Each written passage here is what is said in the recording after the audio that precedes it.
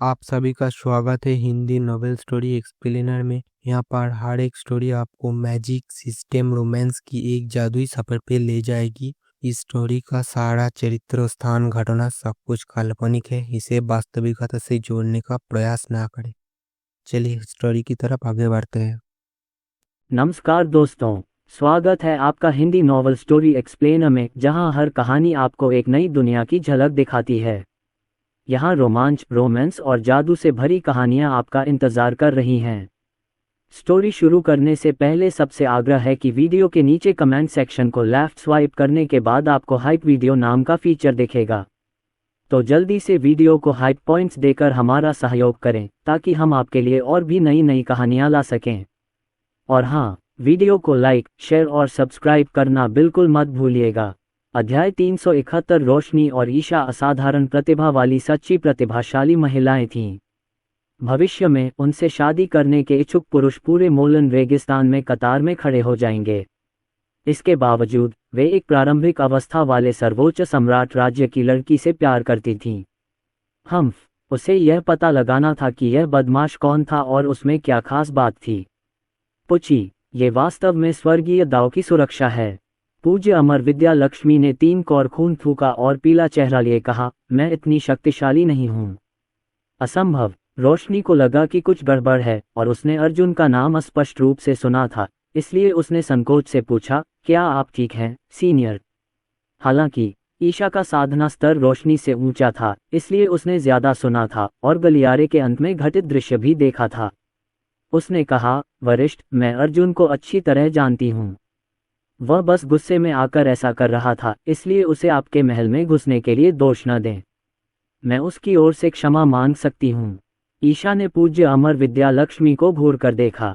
चूंकि वे भविष्यवाणियों या दिव्य दाव में पारंगत नहीं थीं, उन्होंने पूछा, वरिष्ठ, आपको किसने चोट पहुंचाई? क्या अर्जुन के गुरुओं ने? वे दोनों उसकी चोटों की जांच करने के लिए उसके पास गए। नी बैजियन और वांग गांतियन मुझे कोई नुकसान नहीं पहुंचा सकते। पूज्य अमर विद्या लक्ष्मी खासकर मुस्कुराईं। मैं अर्जुन का भविष्य और भाग्य जानने की कोशिश कर रही थी, लेकिन मुझे स्वर्गीय ताऊ की ओर से एक प्रतिकूल प्रतिक्रिया का सामना करना पड़ा जिसने मेरी साधना की नींव को क्षतिग्रस्त कर दिया। ऐसा लगता है कि इससे स्टार एपर्चर क्षेत्र में मेरी प्रगति में 2000 साल की देरी हो जाएगी। ऐसा कहा जा रहा है कि अर्जुन का वंश काफी मजबूत है और यह वास्तव में अपने भाग्य और भविष्य की रक्षा के लिए स्वर्गीय दाव की शक्ति को बुला सकता है।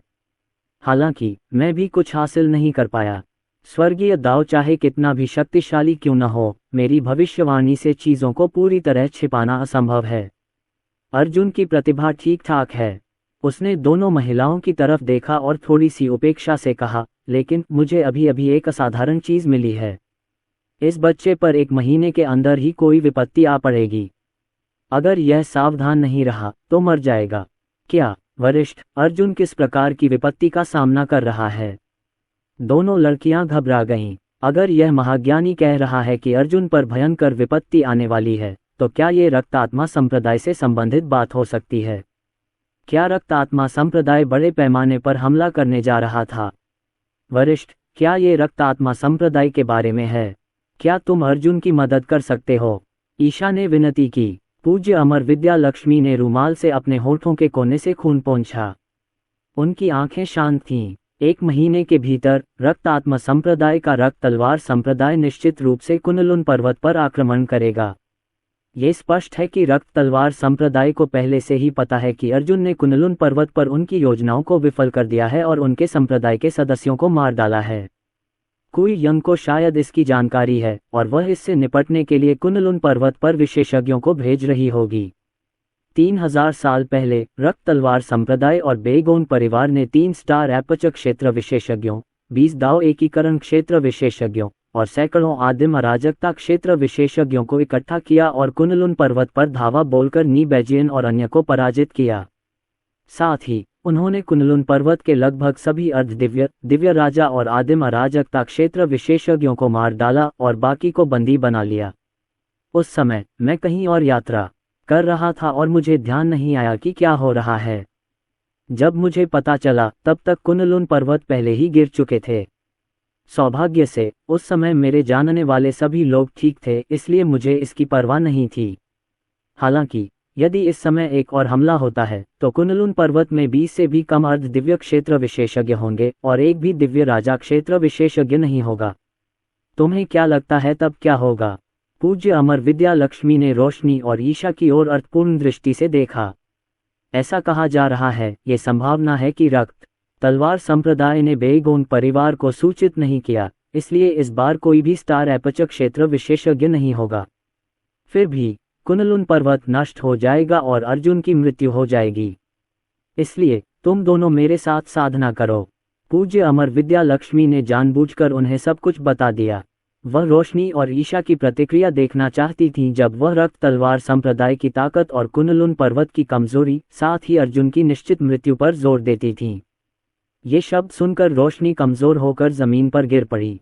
ईशा ने चिंतित होकर कहा, वरिष्ठ, आप एक महान विशेषज्ञ हैं।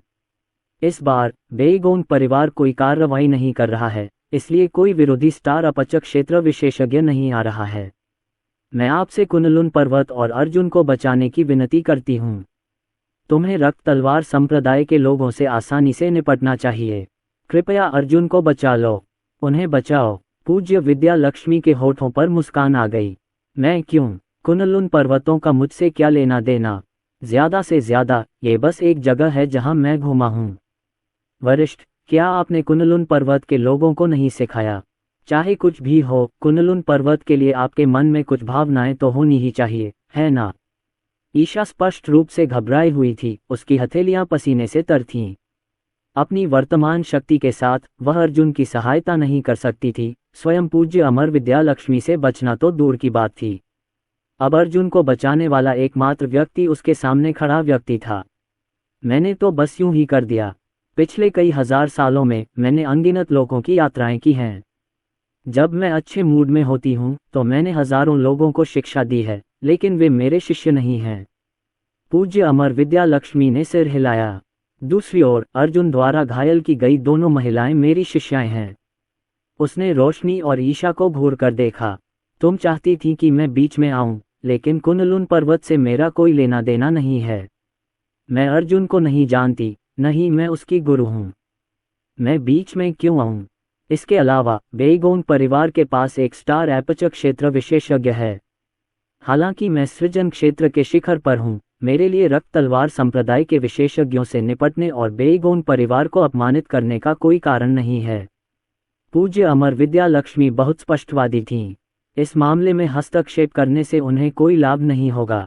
वरिष्ठ, अर्जुन बहुत प्रतिभाशाली है, मैं उसे तुम्हें अपना गुरु मान लेने दूंगा, ठीक है? ईशा की आंखें लाल थीं और वह आगे बोली, अर्जुन को साधना करते हुए 10 साल भी नहीं हुए हैं।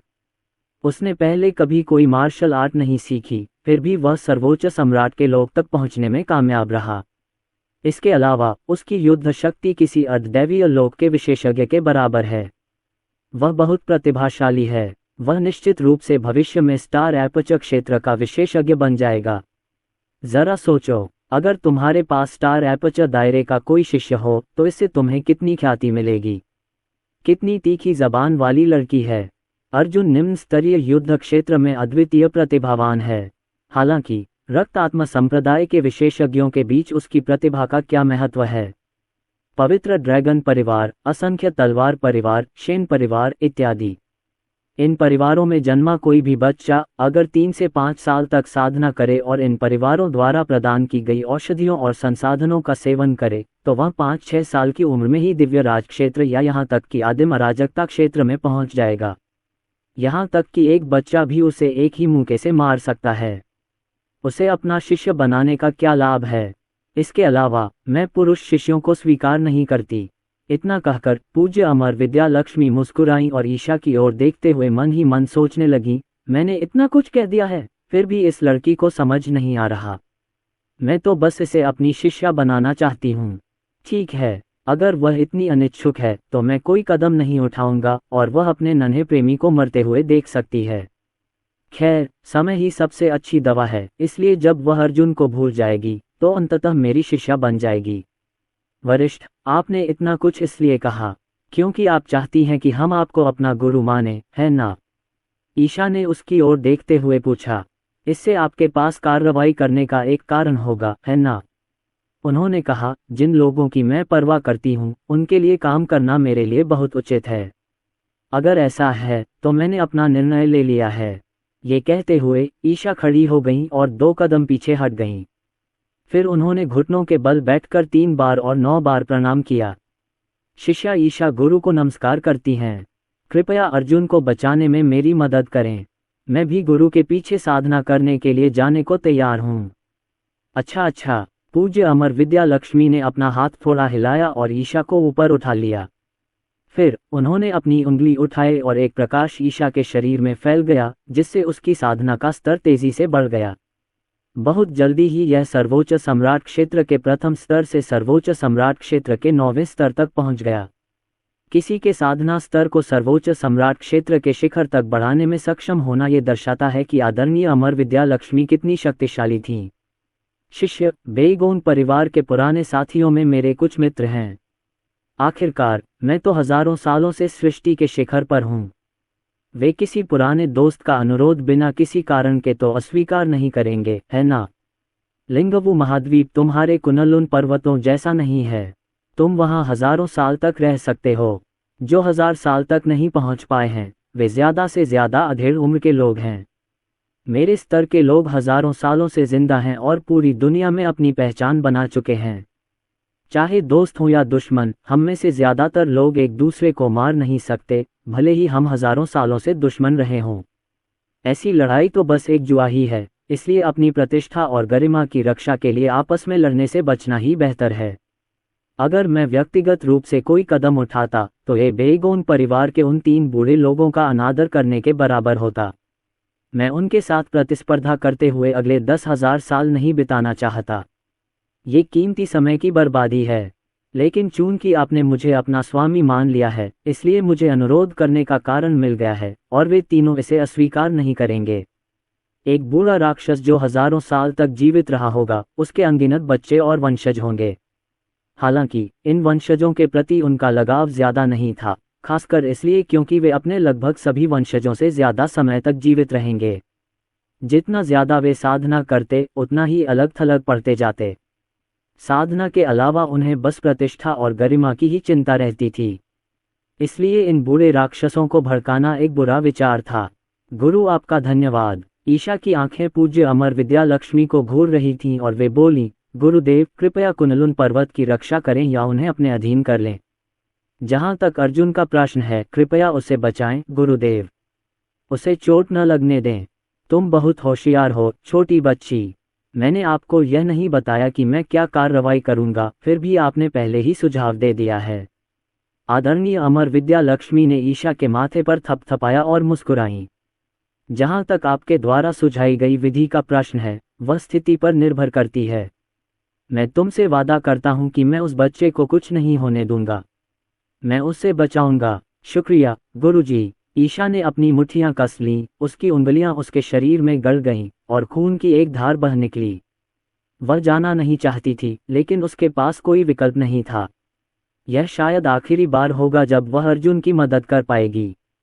पिछले 5 वर्षों में अर्जुन को दूसरों द्वारा एक बेकार व्यक्ति के रूप में देखा गया था, लेकिन वह हमेशा मानती थी कि अर्जुन पुरुषों के बीच एक ड्रैगन बन जाएगा।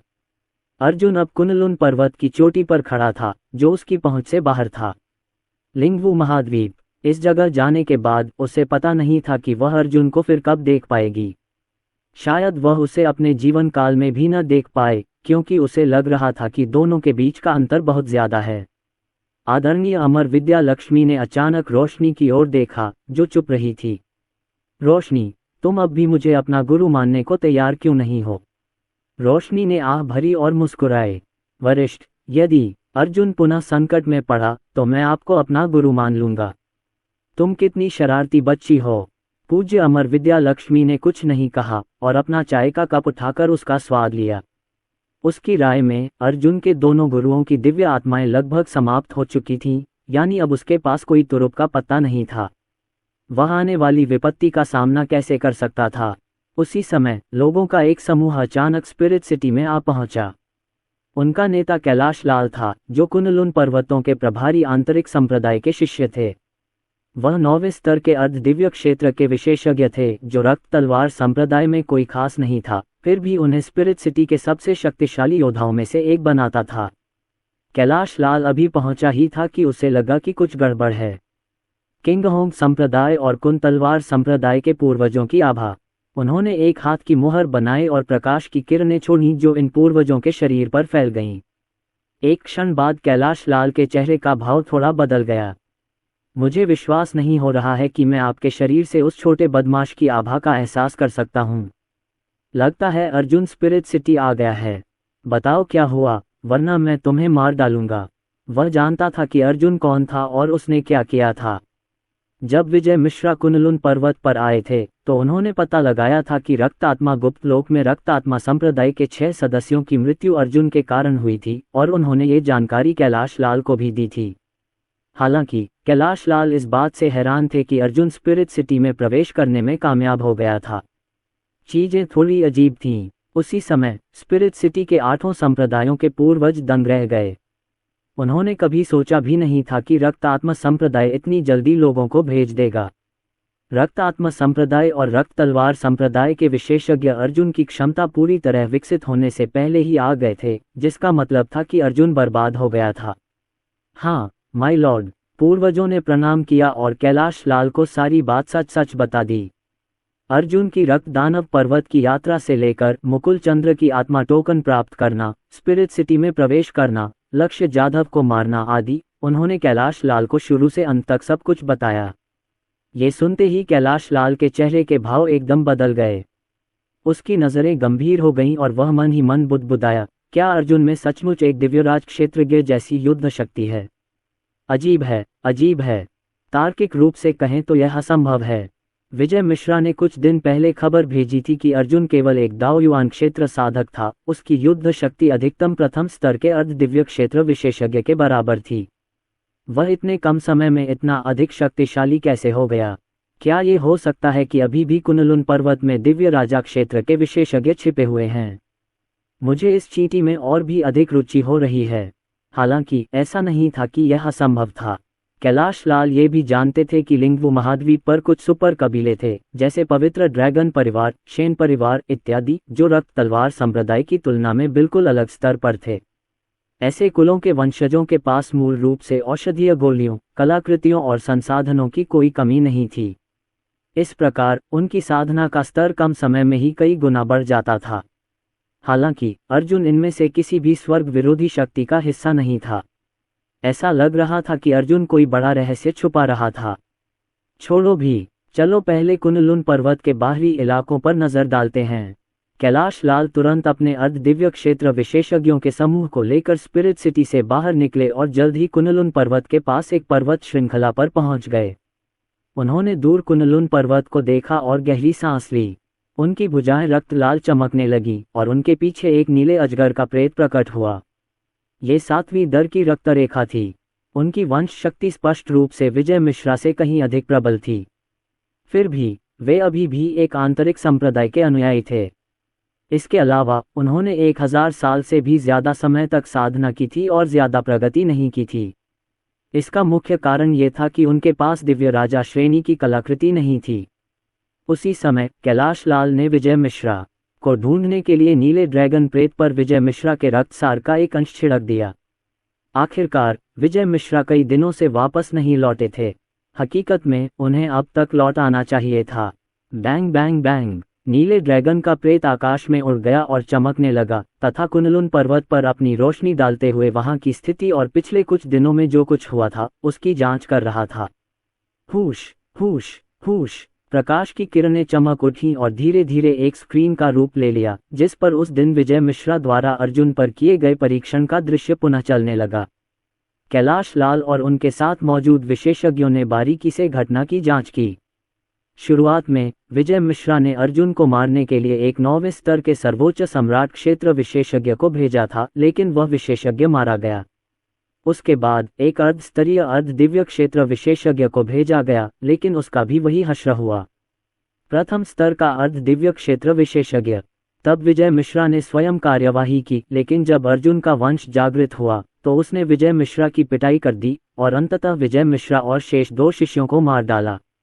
ये कमीना वास्तव में रक्त आत्मा संप्रदाय के खिलाफ खड़े होने की हिम्मत करता है। उसने हमारे कुल के लोगों को भी मारने की हिम्मत की। क्या वह स्वर्ग को हिलाने की कोशिश कर रहा है? हास्यास्पद। उस स्थिति में हमें कुनलुन पर्वत पर फिर से आक्रमण करने और उसे वास्तविक दुष्स्वप्न का अनुभव कराने में कोई आपत्ति नहीं है।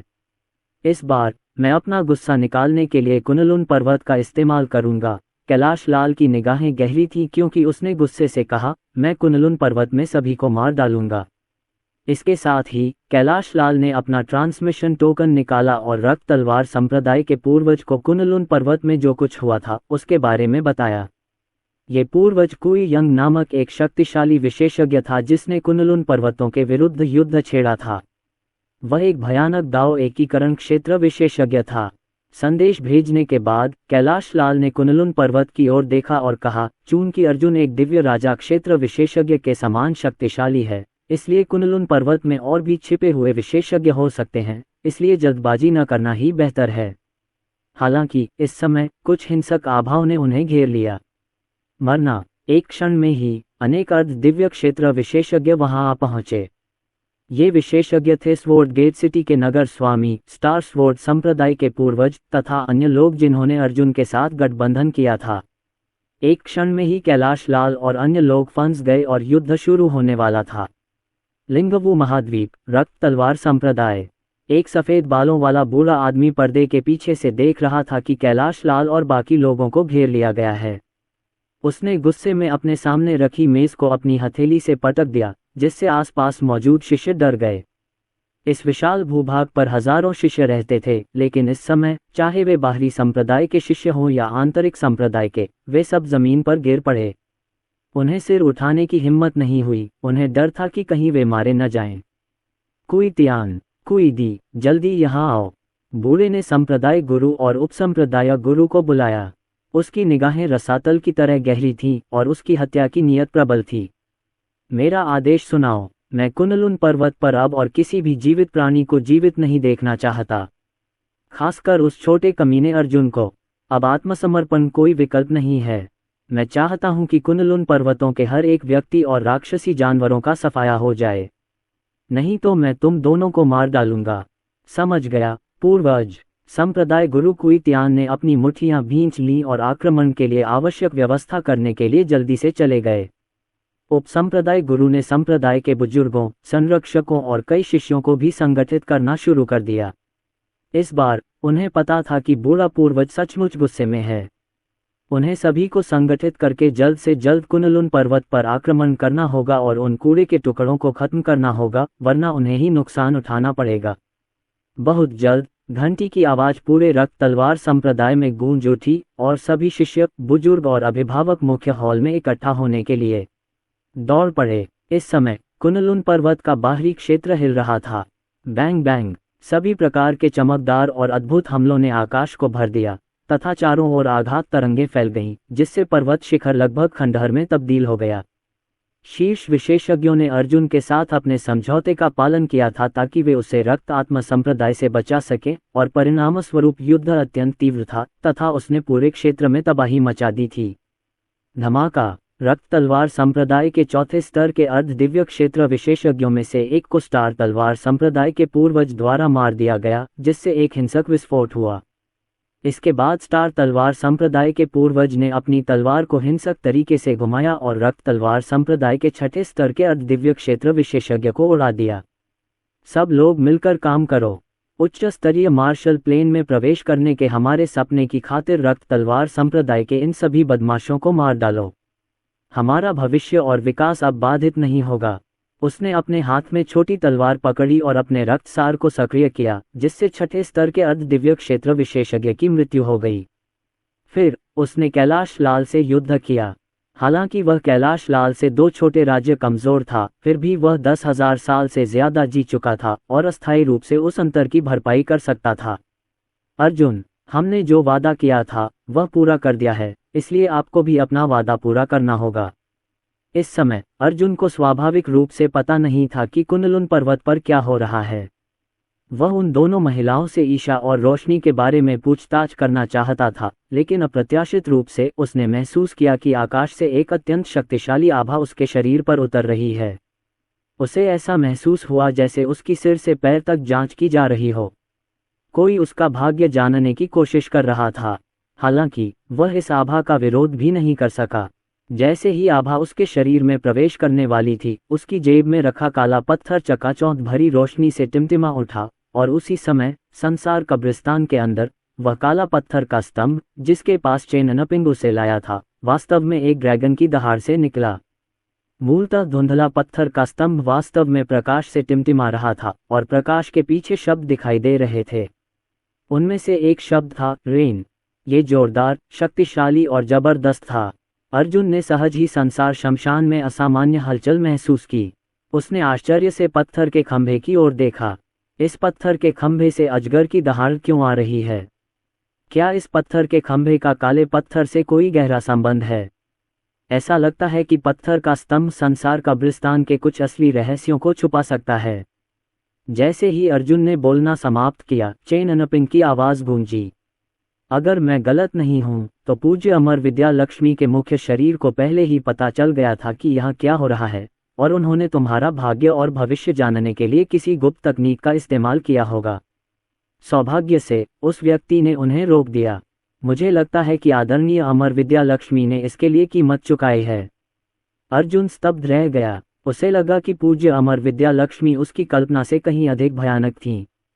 हालांकि रोशनी और ईशा की सुरक्षा अधिक महत्वपूर्ण थी।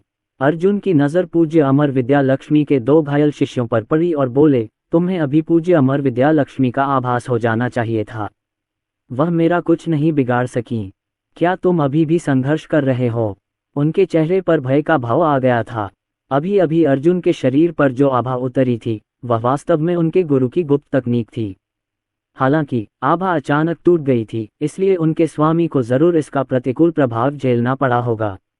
ये कैसे संभव हुआ? उनमें ऐसी क्या योग्यता थी कि वे किसी ऐसे व्यक्ति से लड़ सके जिसे उनका स्वामी भी नुकसान पहुंचा सकता था?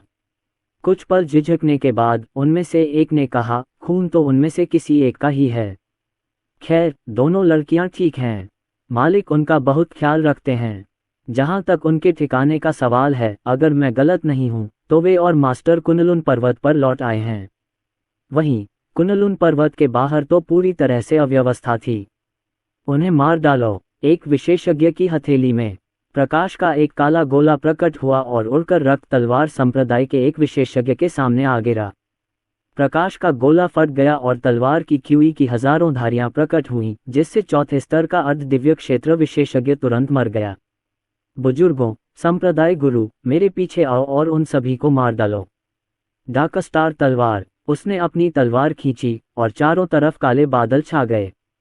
अनगिनत बिजली के बोल्ट नीचे गिरे और एक तीसरे स्तर के अर्ध दिव्य क्षेत्र के विशेषज्ञ को तेजी से घेर लिया, उसे बंदी बना लिया। फिर एक काली तलवार की किरण निकली और उस विशेषज्ञ के सीने में छेद कर दिया, जिससे वह तुरंत मर गया। इस समय अर्जुन के साथ गठबंधन करने वाली सेनाओं के विशेषज्ञ कैलाश लाल और उसके समूह के विरुद्ध लड़ रहे थे। उन्होंने 23 प्रारंभिक चरण, 17 मध्य चरण और 8 अंतिम चरण के अर्ध दिव्य क्षेत्र विशेषज्ञों को भेजकर कैलाश लाल के समूह को घेर लिया था। अर्जुन, तुम्हें अपना वचन निभाना चाहिए, एक संप्रदाय के गुरु ने लड़ते हुए बुदबुदाया। हमने तुम्हारे साथ गठबंधन करके रक्त तलवार संप्रदाय को नाराज कर दिया है। यदि आप अपने वचन से पीछे हटने का साहस करते हैं, तो हम कुनलुन पर्वत को नष्ट कर देंगे। कैलाश लाल को स्टार स्वॉर्ड संप्रदाय और एक अन्य संप्रदाय के पूर्वजों ने घेर लिया था। उसने अपनी सभी अमर कलाकृतियां खो दी और खून से लथपथ हो गया। साले, अब ज्यादा देर नहीं है, तुम सब मर जाओगे। ये सब उस छोटे बदमाश अर्जुन ने ही आयोजित किया होगा। इस शापित घात के कारण उसके कनिष्ठ भाई बहनों का वध किया जा रहा था। कुनलुन पर्वत को नष्ट करना पड़ा। तुम चींटियों, तुम्हारी हिम्मत कैसे हुई हम पर घात लगाने की? हमारे संप्रदाय के पूर्वज कुनलुन पर्वत के विद्रोह के बारे में पहले से ही जानते हैं, इसलिए अब रुकें। कैलाश लाल ने स्टार तलवार संप्रदाय के पूर्वज को मुक्का मारकर पीछे धकेल दिया, लेकिन परिणामस्वरूप एक अन्य विशेषज्ञ की तलवार से उसका हाथ कुचल गया।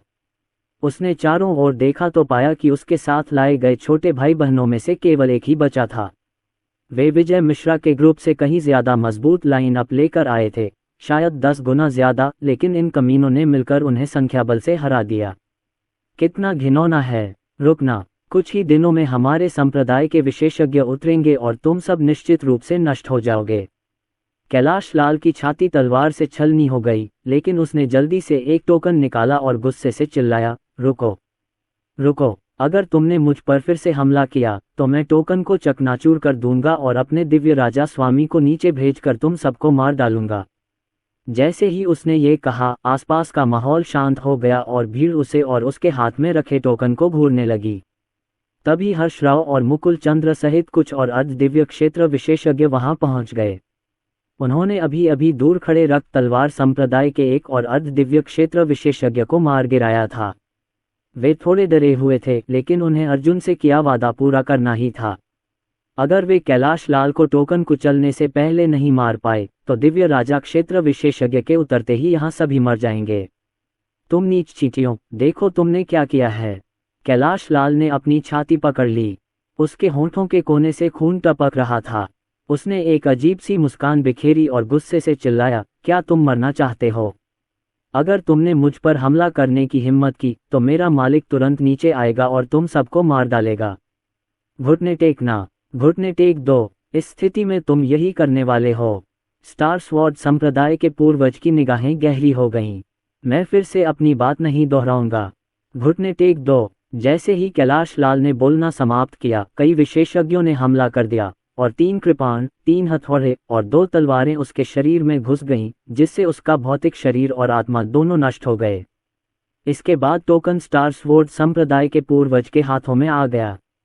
धमाका! कैलाश लाल मर चुका था। टोकन चमक उठा और एक प्रेत प्रकट हुआ। उसने गुस्से से कहा, अरे नीच प्राणियों, मेरे संप्रदाय के लोगों को मारने की तुम्हारी हिम्मत कैसे हुई? हमारे विशेषज्ञ कल उतरेंगे, तुम क्यों नहीं? इससे पहले कि प्रेत अपनी बात पूरी कर पाता, स्टार तलवार संप्रदाय के पूर्वज ने एक ही वार में प्रेत को नष्ट कर दिया। सब लोग, अब हालात मुश्किल हो सकते हैं, तो चलो कुंडलुन पर्वत पर चलते हैं। मेरे पास एक टोकन है जिससे अर्जुन से संपर्क किया जा सकता है। शायद वह अपने गुरुओं से मदद ले सके। ये सचमुच अप्रत्याशित है कि चीजें इस तरह खत्म होंगी। रक्त तलवार संप्रदाय इतनी तेजी से कुंडलुन पर्वत पर आक्रमण क्यों कर रहा है? उनके आसपास के सभी लोग आहें भर रहे थे। उन्होंने सोचा था कि वे रक्त आत्मा संप्रदाय से लड़ने में अर्जुन की मदद सिर्फ एक बार ही करेंगे। हालांकि उन्होंने पूरी ताकत लगाकर कैलाश लाल के समूह को मार गिराया था और इस प्रक्रिया में सिर्फ 2 अर्ध दिव्य क्षेत्र के बुजुर्गों को खोया था। अब उन्हें पता चल गया था कि रक्त तलवार संप्रदाय जल्द ही पूरी ताकत से हमला करेगा। स्थिति गंभीर थी और वे जानते थे कि उनके कार्यों ने उन्हें पहले ही अर्जुन के खेमे में पहुंचा दिया है। हालात एक अप्रत्याशित मोड़ ले चुके थे। क्या स्थानिक टेलीपोर्टेशन फॉर्मेशन का कूलडाउन 10 साल का नहीं होता? क्या तीसरा समूह सचमुच इतनी जल्दी पहुंच सकता है? उनमें से एक ने पूछा। अर्ध दिव्य और दिव्य राजा क्षेत्र के विशेषज्ञों को स्थानिक टेलीपोर्टेशन संरचना द्वारा पुनः पर्याप्त ऊर्जा संचित करने का इंतजार करना होगा। हालांकि अगर उस तीसरे समूह का नेतृत्व आदिम अराजकता या दाओ एकीकरण क्षेत्र के विशेषज्ञ कर रहे हैं, तो वे अपनी तकनीकों और ऊर्जा का उपयोग करके यहां पहुंच सकते हैं, स्टार स्वॉर्ड संप्रदाय के पूर्वज ने आह भरते हुए कहा। अगर कोई आदिम अराजकता क्षेत्र विशेषज्ञ उन्हें ले जा रहा है, तो अंतरिक्ष को चीरकर यहां आने में 3 दिन लगेंगे। हालांकि अगर कोई दाओ एकीकरण क्षेत्र विशेषज्ञ व्यक्तिगत रूप से कार्रवाई करे, तो वे शायद 1 दिन में ही यहां पहुंच जाएंगे। आने वाले विशेषज्ञों की संख्या 30 से अधिक नहीं होगी, लेकिन ये भी संभव है कि आने वाला हर एक व्यक्ति एक आदिम अराजकता क्षेत्र विशेषज्ञ हो या कम से कम एक शीर्ष स्तरीय दिव्य राजा क्षेत्र विशेषज्ञ हो। फिर भी हमें उन चीज़ों की चिंता नहीं करनी चाहिए जो हमारे नियंत्रण से बाहर हैं। हम ये काम अर्जुन पर छोड़ देंगे।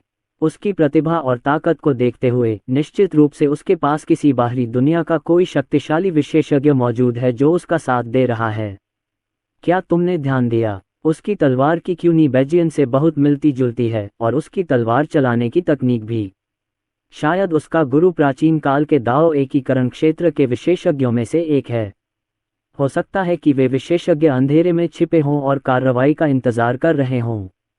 अब जब रक्त आत्मा संप्रदाय आ रहा है, तो हम समय से पहले कुंडलुन पर्वत पर जाएंगे और अर्जुन के रेडियंट हॉल में शामिल हो जाएंगे। यही जीवित रहने का एकमात्र रास्ता है। खैर, जब रक्त आत्मा संप्रदाय आएगा तो वे सबसे पहले हमें ही ढूंढेंगे, लेकिन हम अनिकेत दास के साथ होंगे।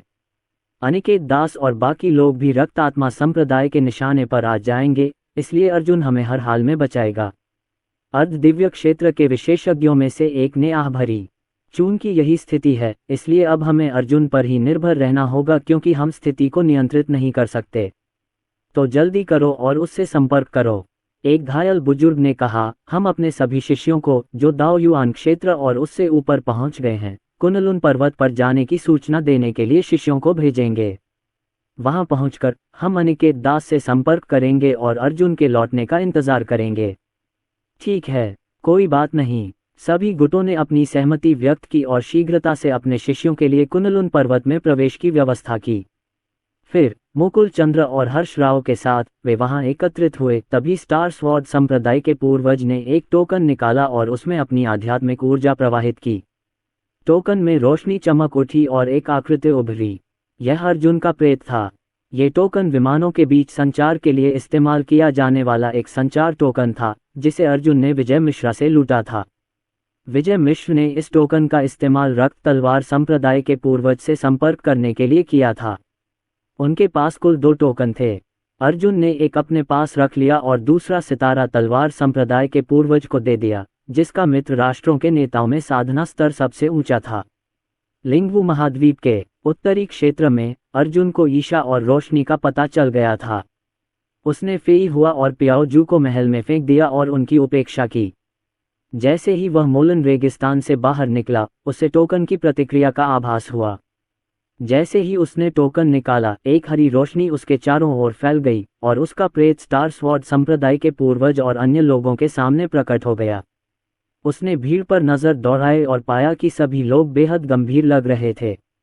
न जाने क्यों, उसे एक बुरा पूर्वाभास हो गया था। उसने पूछा, तुम लोगों को क्या हो गया है? क्या कुनलुन पर्वतों को कुछ हो गया है? हाँ, कुछ हुआ है। स्टार स्वॉर्ड संप्रदाय के पूर्वज उस समय अपेक्षाकृत शांत थे। एक विपत्ति आसन थी, लेकिन ये जानते हुए कि अर्जुन के पीछे एक महारथी है, उन्होंने खुद को शांत रहने के लिए मजबूर किया और धीरे से कहा, अभी आधा घंटा पहले रक्त तलवार संप्रदाय के शक्तिशाली साधक आए हैं। नेता कैलाश लाल नाम का एक आदमी था।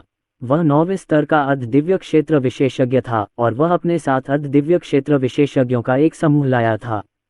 हमने उन सभी को मार डाला, लेकिन उसके बाद हमें पता चला कि रक्त आत्मा संप्रदाय को पहले से ही पता है कि कुनलुन पर्वत में क्या हुआ था। उसने गहरी सांस ली और अर्जुन को घूरा। कल रक्त आत्मा संप्रदाय का कोई ताओ एकीकरण क्षेत्र विशेषज्ञ यहाँ कई विशेषज्ञों का नेतृत्व करते हुए आ सकता है, इसलिए जल्दी वापस आ जाओ। कुछ विचार विमर्श के बाद हमने पहले कुनलुन पर्वत पर जाकर आपके अधीनस्थों से मिलने का निर्णय लिया। अच्छे से, मैं जितनी जल्दी हो सके ब्रह्मांड की भूमि में स्थानिक टेलीपोर्टेशन संरचना के माध्यम से वापस आऊंगा। अर्जुन ने टोकन से प्रसारण काट दिया और स्थानिक टेलीपोर्टेशन संरचना की ओर दौड़ना शुरू कर दिया। इस संरचना का उपयोग वास्तव में केवल एक बार ही किया जा सकता था, लेकिन इसे विपरीत दिशा में भी एक बार इस्तेमाल किया जा सकता था। दोनों उदाहरणों के उपयोग के बाद संरचना का उपयोग करने से पहले 10 साल का कूलडाउन होगा, क्योंकि स्थानिक पत्थरों को फिर से सक्रिय होने के लिए पर्याप्त स्थानिक ऊर्जा संचित करने में समय लगता है। उस 10 साल की कूलडाउन अवधि के दौरान कोई भी सक्रियण विफल हो जाएगा। ज़ियानटियन चील तेजी से उड़ता गया। चलते हुए उसने सोचा, रक्त तलवार संप्रदाय जरूर तेज है। ऐसा कहा जा रहा है कि रक्त तलवार संप्रदाय को इस बार बेगोन परिवार की सहायता शायद नहीं मिल रही है, जिसका अर्थ है कि कोई भी सृजन क्षेत्र विशेषज्ञ नहीं आएगा। यदि एक से अधिक दाओ एकीकरण क्षेत्र विशेषज्ञ हैं, तो समूह में 20 या शायद 30 विशेषज्ञ भी हो सकते हैं।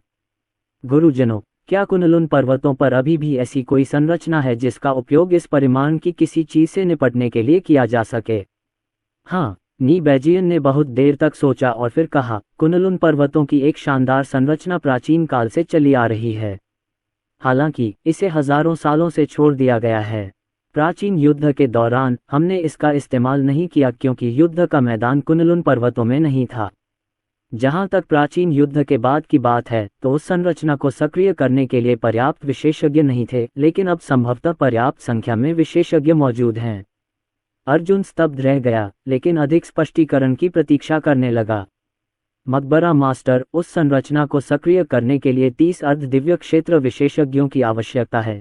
चेन नपिंग ने कहा, प्रत्येक विशेषज्ञ को एक संरचना कोड सौंपा जाएगा और वे या तो बड़ी मात्रा में अमर पत्थरों से अमर ऊर्जा का उपयोग करेंगे या संरचना को शक्ति देने के लिए अमर कलाकृतियों के भीतर निहित अमर ऊर्जा का उपयोग करेंगे।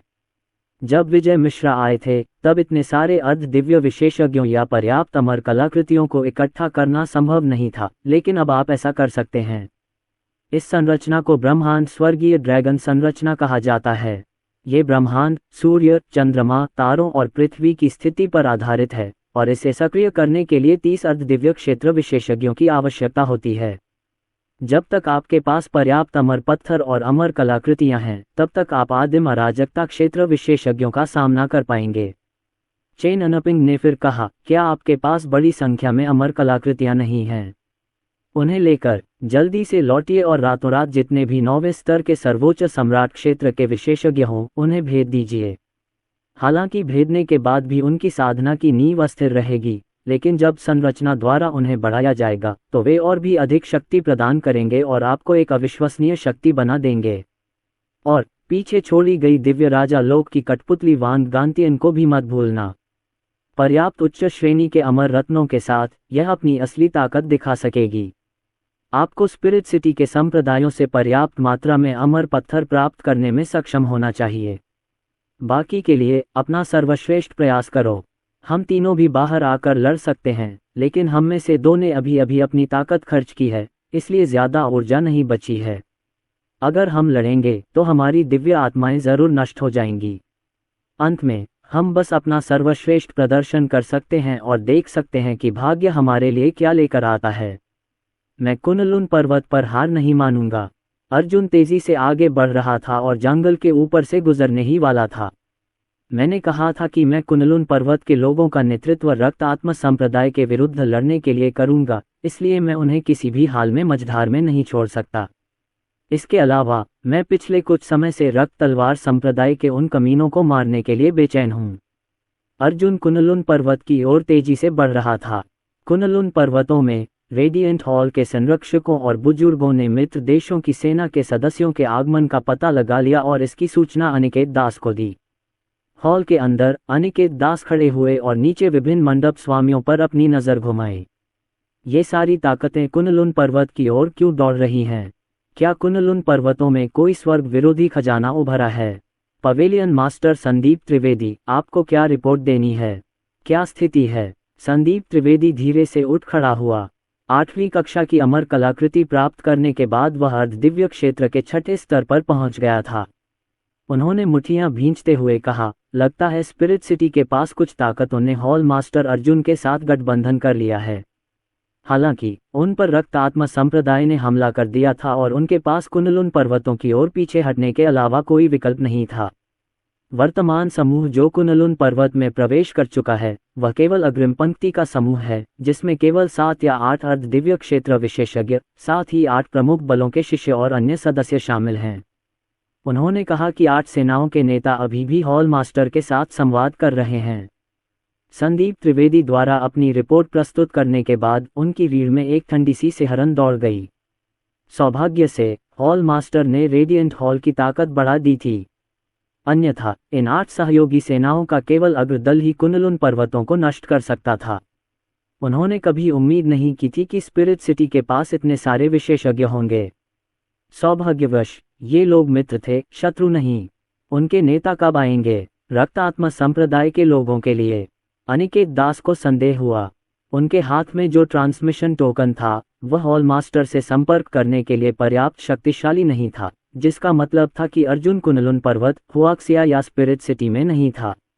ऐसा लग रहा था कि अर्जुन किसी दूसरे लोक में चले गए हैं। वरिष्ठ हान, इस बार हम बिना बुलाए ही आ गए हैं क्योंकि हमें आपसे कुछ बात करनी है। स्टार स्वॉर्ड संप्रदाय के पूर्वज और विशेषज्ञों का एक बड़ा समूह हॉल में पहुंचे। वे सभी यात्रा से थके हुए लग रहे थे। नमस्कार, रेडिएंट हॉल के कार्यवाहक हॉल मास्टर, उन्होंने और अन्य 7 गुटों ने एक साथ अपनी मुट्ठियां भींच लीं। हमने स्पिरिट सिटी के बाहर हॉल मास्टर ये के साथ गठबंधन किया और उनसे वादा किया कि हम 10 साल तक रक्त आत्मा संप्रदाय के आक्रमण को रोकने में उनकी मदद करेंगे। उन्होंने कैलाश लाल और अन्य लोगों की अमर कलाकृतियां और सिर निकाल लिए। ये उन अर्ध दिव्य क्षेत्र रक्त आत्मा संप्रदाय के विशेषज्ञों के अवशेष और खजाने हैं जिन्हें हमने मार डाला था। उनमें से एक उच्च स्तरीय अर्ध दिव्य क्षेत्र विशेषज्ञ था और एक अन्य उच्च स्तरीय अर्ध दिव्य क्षेत्र विशेषज्ञ भी था। उन्हें मारने की हमने बड़ी कीमत चुकाए। टुकड़ों में जुड़े सिरों से एक तेज रक्त की आभा निकल रही थी जो पूरे हॉल में फैल गई। इस दृश्य ने मंडप के स्वामी को स्तब्ध कर दिया। यदि मंडप स्वामियों ने अर्जुन से अमर कलाकृतियां प्राप्त न की होती और आगे नहीं बढ़ते तो रक्तचाप के कारण उन्हें घुटने टेकने पड़ते।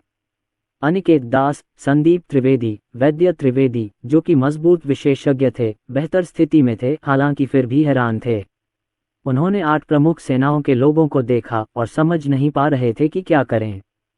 स्टार स्वॉर्ड संप्रदाय के पूर्वज ने जल्दी से एक टोकन निकाला और अनिकेत दास को देते हुए कहा, यही वह टोकन है जो तुम्हारे हॉल मास्टर ने मुझे दिया था। कृपया इसकी जांच करें। अनिकेत दास ने टोकन ले लिया। जांच करने पर पता चला कि यह अर्जुन का ही टोकन था। उन्होंने पवेलियन मास्टर्स की तरफ सिर हिलाया। स्टार स्वॉर्ड संप्रदाय के पूर्वज ने आगे कहा, हॉल मास्टर ये ने हमें पहले कुनलुन पर्वत पर जाने के लिए कहा, जहां हम आपके साथ शामिल होंगे और रक्तात्मा संप्रदाय का एक साथ विरोध करेंगे। हॉल मास्टर ये ने यह भी कहा कि वह आधी रात से पहले लौट आएंगे। अभी दोपहर के 4 बज रहे हैं और हमारा मानना है कि 30% संभावना है कि एक आदिम अराजकता क्षेत्र विशेषज्ञ टीम का नेतृत्व कर रहा है और 70% संभावना है कि एक दाओ एकीकरण क्षेत्र विशेषज्ञ टीम का नेतृत्व कर रहा है। यदि यह बाद वाला है तो वे कल दोपहर से पहले आ जाएंगे। कार्यवाहक हॉल मास्टर, कृपया हमें बताएं कि अब हमें क्या करना चाहिए। अनिकेत दास शांत हुए और सोचने लगे, तुम्हें इतना परेशान होने की जरूरत नहीं है। हॉल मास्टर ये के लौटने पर हम जरूरी इंतजाम कर देंगे। उसने मंडप के सरदारों की ओर देखा और कहा, मेरा आदेश सुनाओ। दाओयुआन क्षेत्र के ऊपर सभी को इकट्ठा करो। इस बार हमें छिपने की जरूरत नहीं है। अगर हम हार गए तो हम चाहे कहीं भी छिप जाएं, मर जाएंगे। दाओयुआन क्षेत्र के विशेषज्ञ दानव बंदी संरचना को सक्रिय करने के लिए अध्ययन और तैयारी करेंगे, जबकि सर्वोच्च सम्राट क्षेत्र के विशेषज्ञ 9 स्वर्ग दानव वशीकरण संरचनाओं को सक्रिय करने के लिए अध्ययन और तैयारी करेंगे। इन 2 संरचनाओं के साथ वे कुछ कमजोर विशेषज्ञों को मारने में सक्षम होंगे। उन्हें अमर कलाकृतियां और गोलियां भी दें जिनकी उन्हें जरूरत है। ये समय पीछे हटने का नहीं है। हजारों दाओयुआन राज्य और हजारों सर्वोच्च सम्राट राज्य विशेषज्ञ मिलकर काम करके इस खाई को पाटने में कामयाब हो सकते थे। बेशक लड़ाई में कई जाने जाती, लेकिन बेबस होकर मारे जाने से बेहतर यही था। जहां तक स्टार स्वॉर्ड संप्रदाय और अन्य सेनाओं का सवाल है, अनिकेत दास ने उनकी तैनाती अर्जुन पर छोड़ने का फैसला किया। शायद उसके पास एक बेहतर संरचना होगी जो उन्हें इस स्थिति से उबरने और आदिम अराजकता क्षेत्र के विशेषज्ञों से निपटने में मदद कर सके। ईमानदारी से कहें तो अनिकेत दास, संदीप त्रिवेदी और अन्य लोगों ने कभी भी दिव्य राजा क्षेत्र के विशेषज्ञों को नहीं देखा था। आदि अराजकता क्षेत्र और दाओ एकीकरण क्षेत्र के विशेषज्ञों को तो उन्होंने देखा ही नहीं था। वे केवल इतना जानते थे कि वे बहुत नुकसान में थे और उन्हें इस आक्रमण का विरोध करने के लिए अपनी पूरी शक्ति लगा देनी थी। अब उनकी एकमात्र आशा अर्जुन ही था। अगर अर्जुन असफल हो जाते तो कुनलुन पर्वत पर सभी नष्ट हो जाते। किसने सोचा होगा कि रक्त आत्मा संप्रदाय इतनी जल्दी आ जाएगा। इसके अलावा अब उन्हें अर्ध दिव्य क्षेत्र के विशेषज्ञों से निपटना नहीं पड़ेगा, जैसे कि स्टार तलवार संप्रदाय के पूर्वजों और अन्य लोगों ने सामना किया था। अब जबकि कुनलुन पर्वतों की स्थिति रक्त तलवार संप्रदाय के सामने खुल चुकी थी, उन्हें ऐसे विशेषज्ञों का सामना करना पड़ेगा जो उनकी अपनी क्षमता से कहीं ज्यादा ताकतवर हैं। यह एक संकट था। आखिरकार कुनलुन पर्वतों में अब प्राचीन काल की तरह दर्जनों दाओ एकीकरण क्षेत्र विशेषज्ञ और सैकड़ों आदिम अराजकता क्षेत्र विशेषज्ञ नहीं थे। राहत की बात बस इतनी थी कि इस बार बेगोन परिवार इसमें शामिल नहीं था। अनिकेत दास के नेतृत्व में कुनलुन पर्वत के सभी स्थानों से विशेषज्ञ एकत्रित हुए और युद्ध की तैयारी की। अर्जुन की ओर से वह जंगल में स्थानिक टेलीपोर्टेशन संरचना का उपयोग करके रक्तात्मा संप्रदाय के रवाना होने से पहले स्पिरिट सिटी लौटने में सफल रहा। कैलाश लाल वाली घटना के बाद स्पिरिट सिटी की सेनाएं अब अर्जुन का सम्मान नहीं करती थीं। हालांकि अर्जुन ने उनकी उपेक्षा की और कुन तलवार संप्रदाय पर आक्रमण कर दिया। कुनलुन पर्वत की ओर भागने से पहले उसने 100 अमर कलाकृतियां और 100 किलोग्राम उच्च श्रेणी के अमर रत्न एकत्र किए।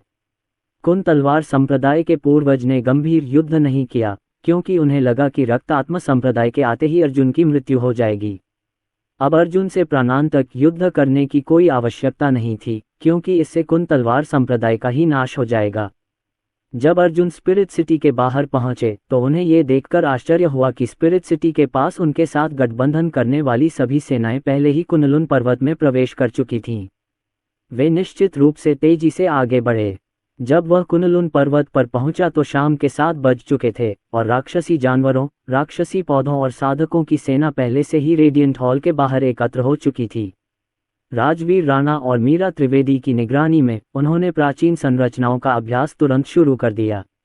अगर दुश्मन उनका मुकाबला नहीं भी कर पाता तो भी वे मरते दम तक लड़ते। राजवीर राणा ने अर्जुन को देखा और खुशी से घुटनों के बल बैठ गया। उसने मुट्ठियां भींच ली और कहा, राजवीर राणा, हॉल मास्टर को नमस्कार।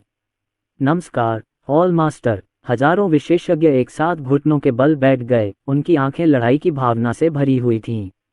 रक्तात्मा संप्रदाय कुनलुन पर्वत पर फिर से आक्रमण करने वाला था, लेकिन हॉल मास्टर वापस आ गया था और युद्ध में उनका नेतृत्व करेगा।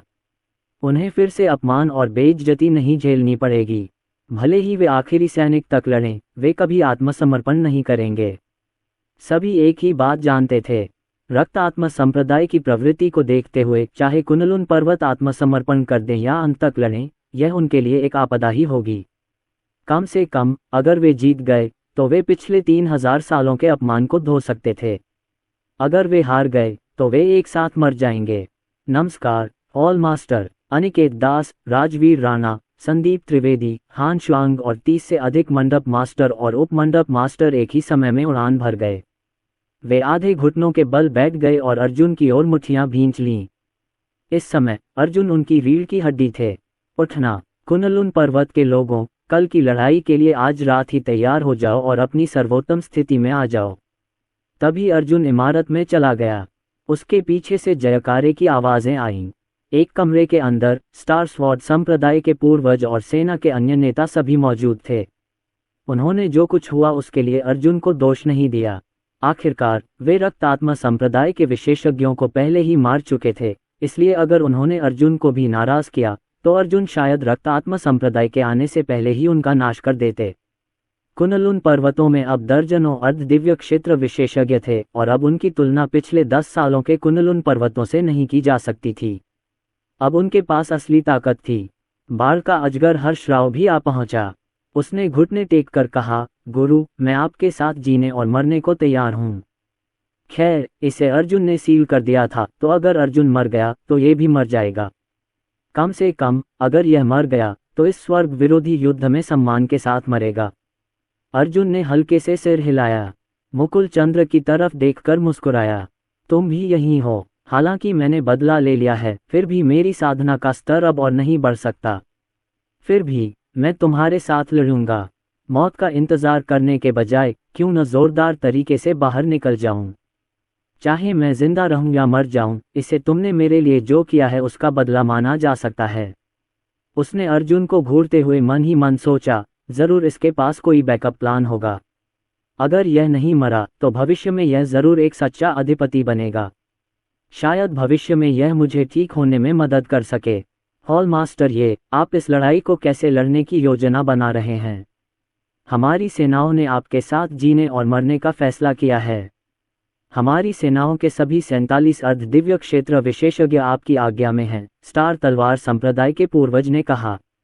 8 अंतिम चरण के अर्धदिव्य क्षेत्र विशेषज्ञ, प्रारंभिक चरण के अर्धदिव्य क्षेत्र विशेषज्ञों में 23 और मध्य चरण के अर्धदिव्य क्षेत्र विशेषज्ञों में 17। इस समय अनिकेत दास ने भी अपनी मुट्ठियां भींच लीं और कहा, आपके जाने के बाद से कुनलुन पर्वतों की शक्ति बहुत बढ़ गई है। इस समय हमारे दल में 27 अर्धदिव्य क्षेत्र विशेषज्ञ हैं। इनमें से ताओवादी मंडप और दानव मंडप में सबसे ज्यादा अर्धदिव्य क्षेत्र विशेषज्ञ हैं। केवल एक ही अंतिम चरण का अर्धदिव्य क्षेत्र विशेषज्ञ है और वह मैं हूँ। यहाँ 7 मध्य चरण और 19 प्रारंभिक चरण के अर्धदिव्य क्षेत्र विशेषज्ञ हैं। हम आपके आदेशों की प्रतीक्षा कर रहे हैं, हॉल मास्टर। अर्जुन ने थोड़ा सिर हिलाया और कहा, अनिकेत दास, राजवीर राणा, संदीप त्रिवेदी, शिम्बा, तुम चारों क्रमशः दानिकसू टाउन, माउंट किंग शुवान, वध की भूमि और एक अन्य स्थान पर जाओगे। हमें प्राचीन काल से चली आ रही ब्रह्मांडीय स्वर्गीय ड्रैगन संरचना को सक्रिय करने के लिए आवश्यक संरचना कोर प्राप्त करने होंगे। उसने उन चारों को 4 ब्लूप्रिंट दिए और कहा, ये संरचना सभी की शक्तियों को मिलाकर उसे एकत्रित कर सकती है। इन 4 स्थानों से संरचना के कोर प्राप्त करने और उन्हें कियानजू शहर लाने के लिए जितने भी अर्धदिव्य क्षेत्र के विशेषज्ञ हो सके उन्हें भेजो। रेडिएंट हॉल की स्थापना कियानजू शहर में की गई थी और यहीं पर ब्रह्मांड स्वर्गीय ड्रैगन संरचना स्थापित की जाएगी। प्राचीन काल में ब्रह्मांडीय स्वर्गीय ड्रैगन संरचना 4 अलग अलग स्थानों पर स्थापित की गई थी। चूंकि इसका नेतृत्व एक आदिम अराजकता क्षेत्र विशेषज्ञ कर रहा था, इसलिए उसकी अमर ऊर्जा 4 अलग अलग स्थानों तक पहुंच सकती थी। हालांकि अर्जुन की आध्यात्मिक ऊर्जा इतनी विशाल नहीं थी, इसलिए उसे कियानजू शहर में संरचना स्थापित करनी पड़ी। हॉल मास्टर, क्या आप अकेले ही रक्त आत्मा संप्रदाय से लड़ने वाले हैं? क्या हम सब अपनी शक्ति आप पर लगाएंगे? अनिकेत दास ने आश्चर्य से पूछा, क्या आपका शरीर इसे झेल सकता है? सभी नहीं। अर्जुन की दृष्टि गहरी और गहन थी।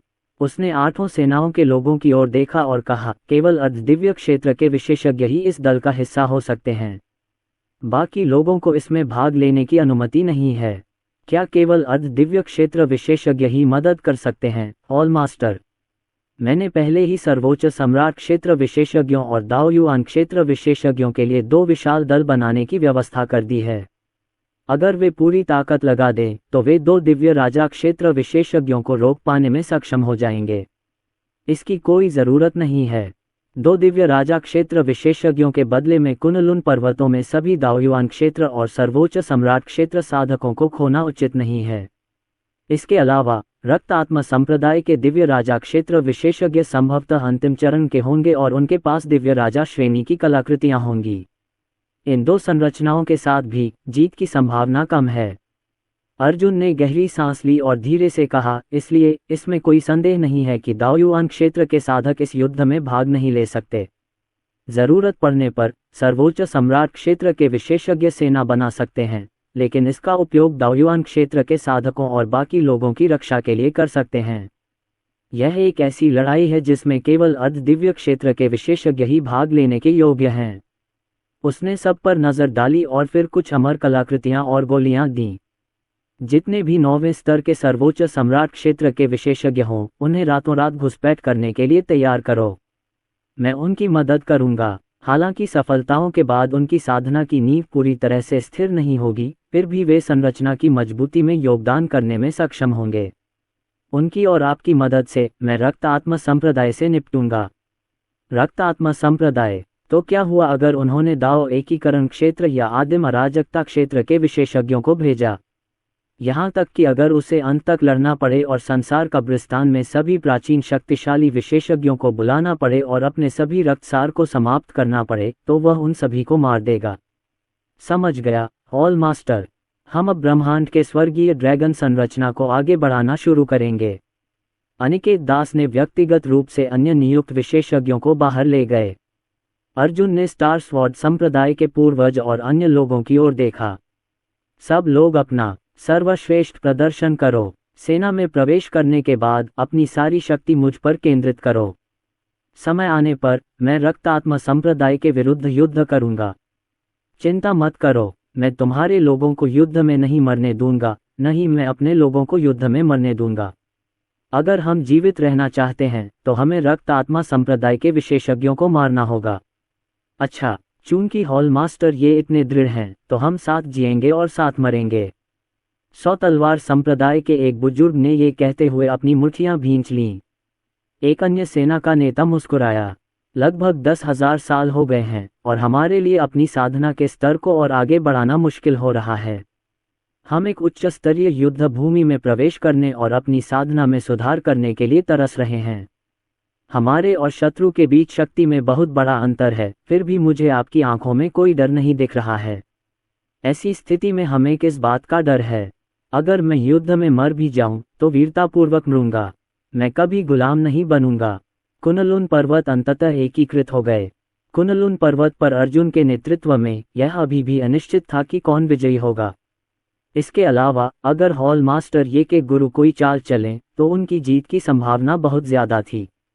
कई लोगों के मन में ऐसे विचार थे। अच्छा, जब फॉर्मेशन कोर आ जाएंगे तो मैं खुद को फॉर्मेशन से परिचित कराऊंगा और जब समय आएगा तो हम अपने दुश्मनों को मारने के लिए फॉर्मेशन का उपयोग करेंगे। अर्जुन उठा और सामने खड़ी भीड़ पर नजर दौड़ाई। अब 3 और समाधि पत्थर सक्रिय होने की कगार पर थे और उनकी आभा नीबेजियन और बाकियों से ज्यादा तेज लग रही थी। यदि वह उन कब्रों पर पत्थर लगा सकता था तो फिर डरने की क्या बात थी। रात में अर्जुन ने 19वीं स्तर के सर्वोच्च सम्राट क्षेत्र के विशेषज्ञों को आगे बढ़ने में मदद की।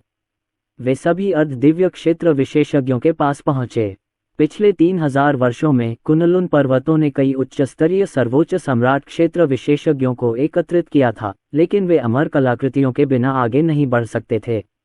ये विशेषज्ञ तब आगे बढ़े थे जब अर्जुन ने अमर कलाकृतियों का पहला दौर वितरित किया था। अन्य लोग सर्वोच्च सम्राट क्षेत्र के 7वें या 8वें स्तर पर अटके हुए थे, जिनके पास पर्याप्त रक्तसार और ऊर्जा के साथ साथ आत्मिक शक्ति भी थी, लेकिन अपने महान दाव के भ्रूण रूप को पूर्ण करने के लिए पर्याप्त समझ का अभाव था। कीमिया मास्टर रनित ने भ्रूण रूप की गोली को परिष्कृत किया था, जिसे इन अंतिम चरण के सर्वोच्च सम्राट क्षेत्र के विशेषज्ञों ने खाया था, जिससे उन्हें सर्वोच्च सम्राट क्षेत्र के 9वें स्तर तक आगे बढ़ने की अनुमति मिली।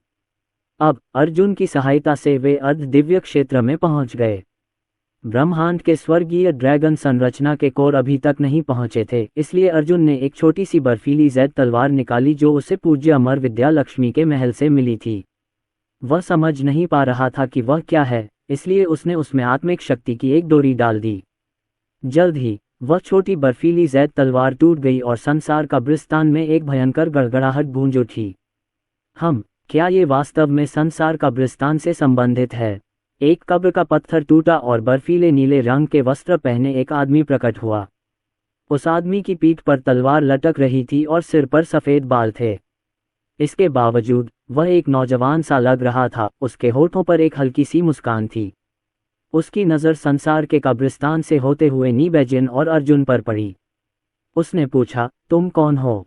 नमस्कार सीनियर, अर्जुन ने अपने हाथ जोड़े।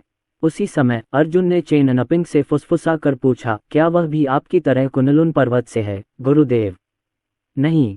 चेन अनपिंग की आंखें गंभीर थीं। उसने अपना सिर हिलाया और सोचा, इस व्यक्ति का असली शरीर शायद उस बूढ़ी औरत विद्यालक्ष्मी से ज्यादा कमजोर नहीं है। अर्जुन ने सिर हिलाया और उस आदमी से बात जारी रखी। वरिष्ठ, ये संसार का शमशान है। आपकी मूल और दिव्य आत्मा का एक अंश संसार शमशान में रुका हुआ है और मैं इस स्थान का स्वामी हूँ। अर्जुन ने नीले वस्त्रधारी व्यक्ति को घूरकर पूछा, वरिष्ठ, क्या आपका असली शरीर नष्ट हो गया है या वह कैद है? कैद? मुझे याद है कि हजारों साल पहले जब मैं किसी दूसरे लोक में खजाने की तलाश में था तो मैं गलती से एक संरचना में फंस गया था। उसके बाद मेरी दिव्य आत्मा को आपके संसार कब्रिस्तान ने रोक लिया। मैं बेहोश नहीं हुआ और बाहर की स्थिति को भांप सका, हालांकि मैं बाहरी दुनिया को छू नहीं सका या उससे संवाद नहीं कर सका। तार्किक रूप से कहें तो चूंकि मेरी दिव्य आत्मा संसार कब्रिस्तान में है और आप कब्र के स्वामी हैं, तो आप मेरे स्वामी हैं। नीले वस्त्रधारी व्यक्ति ने सोचा, मैं इसके लायक नहीं हूँ। सीनियर को बस मेरी मदद चाहिए। सीनियर, आपका नाम क्या है?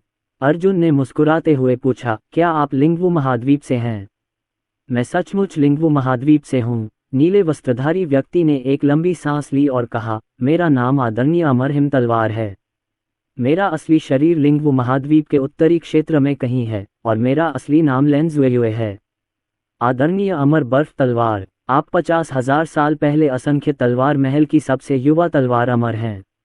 नीबेजियन ने आश्चर्य से लेंजुएयु को देखा। आदरणीय अमर हिम तलवार सृष्टि क्षेत्र के मध्य चरण तक पहुंच चुकी थी और उसने समय और स्थान के नियमों को एकाकार कर दिया था। उसकी स्पेस-टाइम तलवार तकनीक समय को रोक सकती थी और अत्यंत शक्तिशाली थी। उसकी तलवार का एक वार उसके शत्रुओं को बुढ़ापे से मरवा सकता था या स्थानिक हवाओं से टुकड़े टुकड़े कर सकता था। युद्ध शक्ति के संदर्भ में वह आदरणीय अमर विद्या लक्ष्मी से कमतर नहीं थे, जो अंतिम चरण या शीर्ष स्तर की सृजन क्षेत्र विशेषज्ञ थीं। वरिष्ठ, आप बहुत मजबूत हैं। अर्जुन ने लेंजुएयुए की ओर देखा और कहा, मैं कुनलुन पर्वत के दीप्तिमान हॉल का स्वामी हूँ। कुनलुन पर्वत पर रक्त तलवार संप्रदाय का आक्रमण है और हम दाओ एकीकरण और आदिम अराजकता क्षेत्र के विशेषज्ञों के आक्रमण का सामना कर रहे हैं। तुलनात्मक रूप से मैं कुनलुन पर्वतों में सबसे मजबूत हूँ। तुम लेन ज़ुयुए हैरान रह गया। उसने अर्जुन को ध्यान से देखा और सिर हिलाया। हालांकि तुम्हारी साधना का स्तर ऊंचा नहीं है, तुम्हारी प्राणशक्ति और आत्मशक्ति तुम्हें एक उन्नत अर्ध दिव्य क्षेत्र विशेषज्ञ के बराबर बनाती है, जिससे तुम्हारी युद्ध शक्ति काफी बढ़ जाती है। आप किस परिवार से हैं? पवित्र ड्रैगन परिवार, दिव्य ड्रैगन परिवार या हुआंगपो परिवार। केवल इन परिवारों के वंशज ही ऐसा करने में सक्षम होने चाहिए। वह अपने हाथ पीठ के पीछे करके खड़ा हो गया और जोर से सोचने लगा। मुझे याद है कि उनके कुछ विशेषज्ञ जन्म से ही सर्वोच्च सम्राट क्षेत्र में पहुंच चुके थे, जबकि तुम अभी केवल तीसरे स्तर के सर्वोच्च सम्राट क्षेत्र विशेषज्ञ हो। मुझे नहीं लगता कि तुम लिंगवू महाद्वीप में पैदा हुए थे, वरना उनकी तरह तुम भी सर्वोच्च सम्राट क्षेत्र विशेषज्ञ के रूप में पैदा होते। ऐसा लगता है कि आप किसी निम्न स्तरीय सैन्य परिवार में पैदा हुए हैं, लेकिन मुझे थोड़ा सा आभास हो रहा है कि आपके शरीर में वंश शक्ति बहुत प्रबल है। केवल पवित्र ड्रैगन वंश, दिव्य ड्रैगन वंश, फीनिक्स वंश, स्वर्गीय दानव वंश और अन्य प्रथम व द्वितीय श्रेणी के वंशों की ही आपकी वंश शक्ति से तुलना की जा सकती है। तो आप वास्तव में किस वंश से हैं? लेन ज़ुयुए को अर्जुन के वंश से भी खतरा महसूस हो रहा था, जो एक ऐसी भावना थी जो उसने पहले कभी महसूस नहीं की थी। उनकी राय में लिंगवू महाद्वीप में केवल कुछ ही ताकतों के वंश इतने शक्तिशाली थे।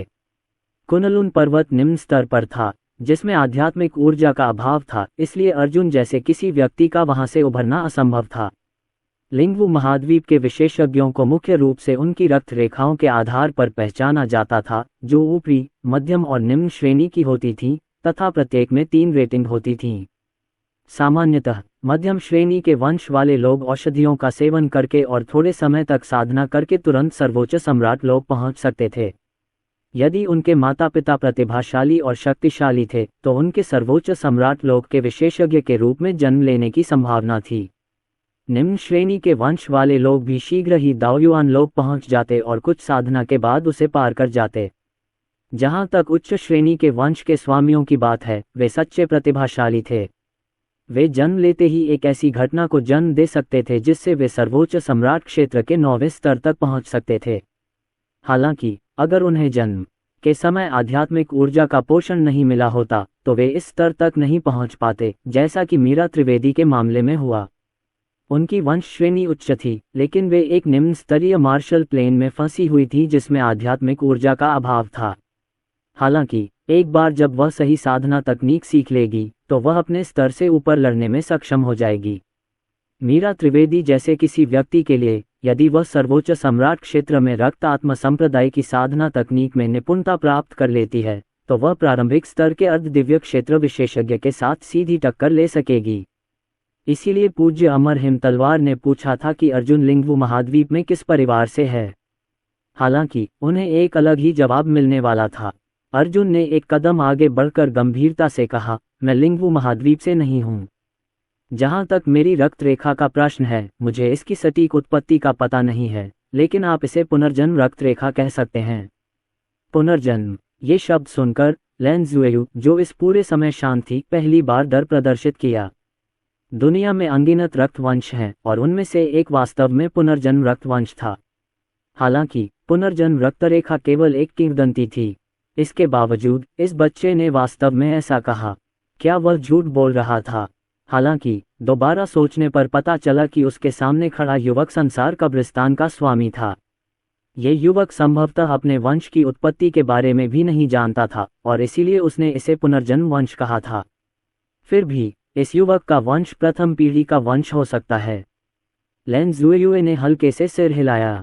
यही इसका एकमात्र उचित स्पष्टीकरण था। प्रथम पीढ़ी की रक्त रेखाएं सामान्यतः लिंगवू महाद्वीप के प्रमुख परिवारों के संस्थापकों की पहली पीढ़ी की वंशावली थी। वे उस वंशावली के पूर्वज थे, और उनके वंशजों की वंशावली उन पहली पीढ़ी की वंशावली से ही निकली थी। उन्हें अर्जुन में रुचि थी और उन्होंने कहा, तुमने अभी कहा था कि तुम चाहते हो कि मैं कुनलुन पर्वत की मदद करूं, है ना? मैंने कुनलुन पर्वत के बारे में केवल एक बार सुना है, और अगर मुझे सही से याद है, तो ये या तो मध्यम स्तर का या निम्न स्तर का मार्शल प्लेन है। यदि यह एक मध्यम स्तर का मार्शल प्लेन है, तो कुनलुन पर्वत की रक्षा के लिए एक सृजन क्षेत्र विशेषज्ञ होना चाहिए। तो फिर आपको मेरी मदद क्यों चाहिए? कोई नहीं है। फिर अर्जुन ने कुनलुन पर्वतों में पिछले हजारों सालों में जो कुछ हुआ था, उसका वर्णन किया। उसने आगे कहा, वरिष्ठ, कृपया मेरी मदद करें। मैं भविष्य में लिंगवू महाद्वीप जाकर आपके असली शरीर को मुक्त जरूर करूंगा। ठीक है, हालांकि मेरी दिव्य आत्मा शायद किसी ताओ एकीकरण क्षेत्र के साधक के बराबर नहीं है। आखिरकार इस दिव्य आत्मा में निहित शक्ति मेरे वास्तविक शरीर की शक्ति का केवल 1% ही है, लैन ज़ुएयुए ने कहा। वरिष्ठ, क्या मैं पूछ सकता हूं कि क्या आपके साथ और भी लोग कैद हैं? अर्जुन की नज़र बाकी 80 कब्रों पर पड़ी। इनमें से कुछ कब्रें लिंगवू महाद्वीप के लोगों की होनी चाहिए थीं, लेकिन उसे नहीं पता था कि वे लैन ज़ुएयुए की ही पीढ़ी के लोग हैं या नहीं। वहाँ काफ़ी लोग कैद हैं, लेकिन मुझे सही संख्या नहीं पता। शायद लगभग 1 दर्जन। कमज़ोर लोग आदिम अराजकता क्षेत्र के साधक हैं, जबकि शक्तिशाली लोग स्टार एपर्चर क्षेत्र के विशेषज्ञ हैं। 1 दर्जन लोग, शायद तब ज़्यादा से ज़्यादा 20 लोग होंगे।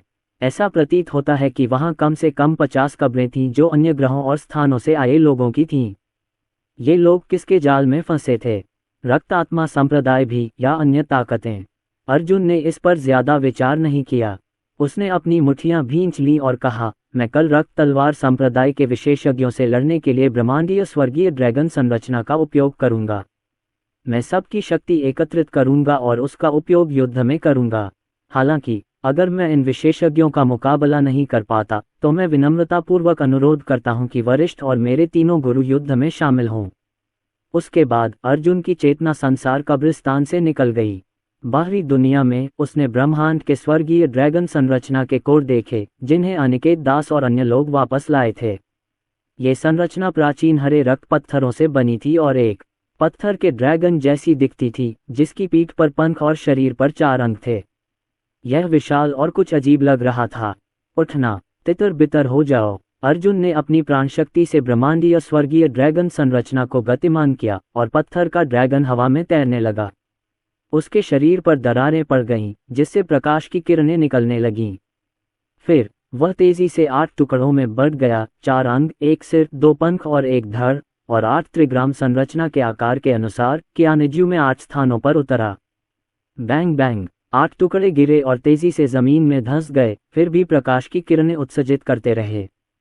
कुछ ही देर बाद 8 दिव्य स्तंभ आकाश में ऊपर उठे और आकाश में 8 त्रिग्राम संरचना का आभास हुआ।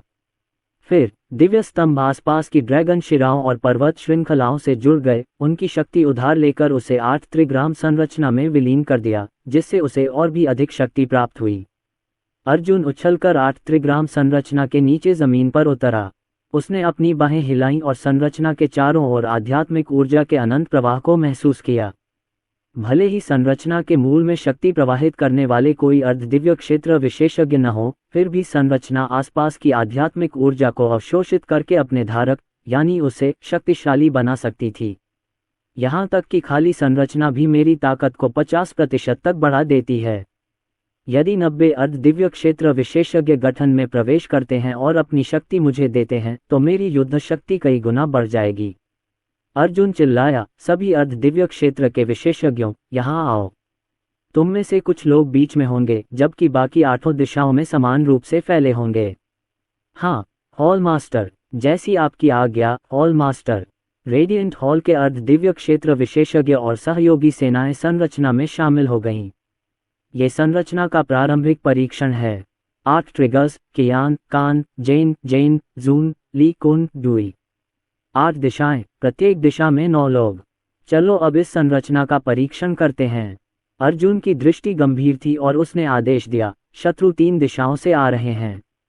आसपास की आध्यात्मिक ऊर्जा को अवशोषित करो और उसे संरचना के केंद्र में प्रवाहित करो। हाँ, हॉल मास्टर। तिकेतन पक्ष का नेतृत्व अनिकेत दास ने किया और उनके साथ 8 अर्धदिव्य क्षेत्र विशेषज्ञों ने आसपास की आध्यात्मिक ऊर्जा को तेजी से अवशोषित करना शुरू कर दिया। फिर उनमें से सबसे शक्तिशाली अनिकेत दास ने अपना हाथ बढ़ाया और संचित आध्यात्मिक ऊर्जा को इकट्ठा किया, जिसे जीवन शक्ति और आत्मशक्ति में परिवर्तित कर दिया गया था, और इसे गठन कोर की ओर प्रवाहित किया। फुफ फुफ, पल भर में दुनिया का रंग बदल गया। आंधी और बिजली गरजने लगी और जंगल के पेड़ हिलने लगे। ऐसा लग रहा था जैसे पूरा आकाश काले बादलों से घिरा हुआ है।